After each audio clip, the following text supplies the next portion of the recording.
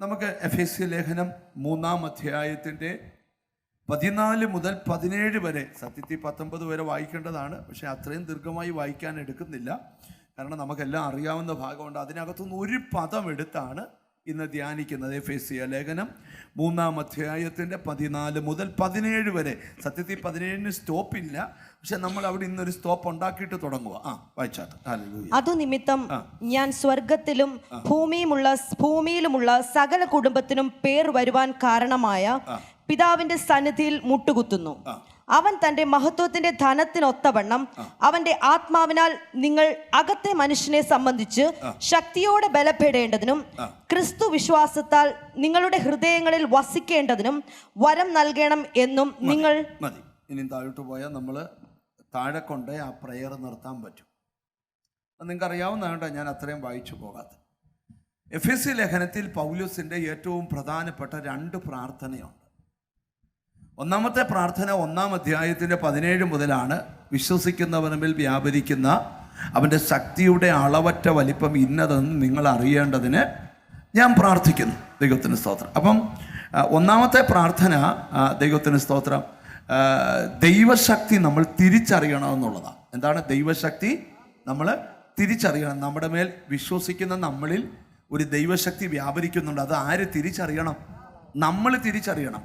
വേറെ ആരറിഞ്ഞിട്ടും കാര്യമില്ല, നമ്മൾ തിരിച്ചറിയണം. ഇവിടെ പൗലോസ് 2-ാമത്തെ പ്രാർത്ഥനയ്ക്കകത്ത് പറയുന്നൊരു ഭാഗമാണ്.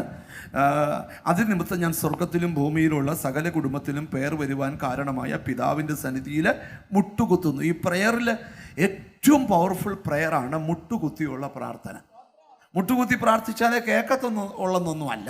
പല രീതിയിൽ പ്രാർത്ഥിക്കാം. ഇരുന്ന് പ്രാർത്ഥിക്കാം, പായിട്ടിരുന്ന് പ്രാർത്ഥിക്കാം, മുട്ടയിലിരുന്ന് പ്രാർത്ഥിക്കാം, സ്തോത്രം, നടന്ന് പ്രാർത്ഥിക്കാം. അതിനൊന്നും വിരോധമില്ല. ചില ആൾക്കാർ പറയാറുണ്ട്, ബ്രദറെ രാവിലെ മുതലേ പ്രാർത്ഥിക്കുമായിരുന്നു.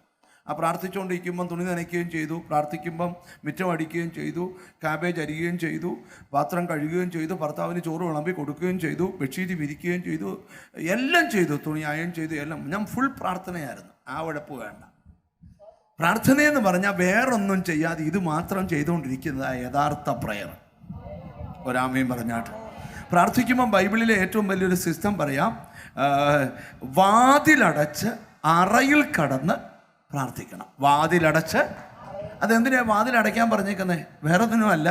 അല്ലെങ്കിൽ നമ്മൾ പ്രാർത്ഥിച്ചുകൊണ്ടിരുന്നില്ല, ആരാന്ന് പോകുന്നേ, അങ്ങനെയൊക്കെ നോക്കാതിരിക്കാനും. പ്രത്യേകിച്ച് കഴിയുമെങ്കിൽ പ്രാർത്ഥിക്കാൻ പോകുമ്പോൾ ഫോൺ കൊണ്ടുപോകാൻ പാടില്ല. പ്രാർത്ഥിച്ചുകൊണ്ടിരുന്നതിനിടയിൽ ഫേസ്ബുക്ക് നോക്കി, വാർത്തയൊക്കെ ഉണ്ടല്ലോ, കണ്ണൂരിന് വേണ്ടി പ്രാർത്ഥിക്കുന്നു, കോഴിക്കോടിന് വേണ്ടി പ്രാർത്ഥിക്കുന്നു. അതും കർത്താവ് എടുക്കത്തില്ല. അങ്ങനെ പ്രാർത്ഥിച്ച ആ പാസ്റ്ററെ ഞാൻ പോകുന്നത്, അതാണ് നിൻ്റെ കുഴപ്പം. അപ്പം അതുകൊണ്ട് ഞാൻ പറയുകയാണ്, പ്രാർത്ഥിക്കുമ്പം കഴിയുമെങ്കിൽ എന്ത് ചെയ്യണം? അറയിൽ കടന്ന് വാതിലടച്ച് പ്രാർത്ഥിക്കാൻ ശ്രമിക്കണം. പ്രസംഗർ പ്രസംഗിക്കുന്നുണ്ട്, പല വാതിലുണ്ട്. 1 കണ്ണടയണം, 2 ചെവി അടയണം, 3 വായടയണം. ഈ 3 വാതിലും അടച്ചു വേണം ഹൃദയം തുറന്ന് പ്രാർത്ഥിക്കാൻ എന്നൊക്കെ പ്രസംഗിക്കാറുണ്ട്. പക്ഷെ ഞാനിതിനകത്തൊരു നല്ല വശം പറയുക, അറയിൽ കടന്ന് വാതിലടച്ച് രഹസ്യത്തിൽ പ്രാർത്ഥിക്കണം. അതൊരു നല്ല പ്രാർത്ഥനയാണ് എന്നും പറഞ്ഞ് വാതിൽ തുറന്നെടുത്ത് എല്ലാവരും പ്രാർത്ഥിക്കാൻ പോവുക, എന്നാൽ വാതിൽ അടക്കണമെന്നല്ല ഇതിനർത്ഥം. ചൊവ്വ പഠിപ്പിച്ചു വന്നതിൽ ഇതെല്ലാം മനസ്സിലാകത്തുള്ളൂ. അപ്പം യേശു ക്രിസ്തുവിൻ്റെ പ്രാർത്ഥന നിങ്ങൾ കേട്ടിട്ടുണ്ടോ? യേശു ക്രിസ്തുവിൻ്റെ ഗത്സമനയിലെ പ്രാർത്ഥന നിങ്ങൾ പഠിക്കുമ്പോൾ യേശു മുട്ടുകുത്തി പ്രാർത്ഥിച്ചെന്ന. യേശു മുട്ടുകുത്തി പ്രാർത്ഥിച്ചു. ആ പ്രാണവേദനയോടെ പ്രാർത്ഥിച്ചു, അതിശ്രദ്ധയോടെ പ്രാർത്ഥിച്ചു. അവൻ്റെ മുഖത്തുനിന്ന് ഒഴുകി വന്ന വേർപ്പ് ചോരത്തുള്ളി പോലെയായി അവനെ ശക്തീകരിക്കാൻ ദൂതന്മാരിറങ്ങി വന്നു.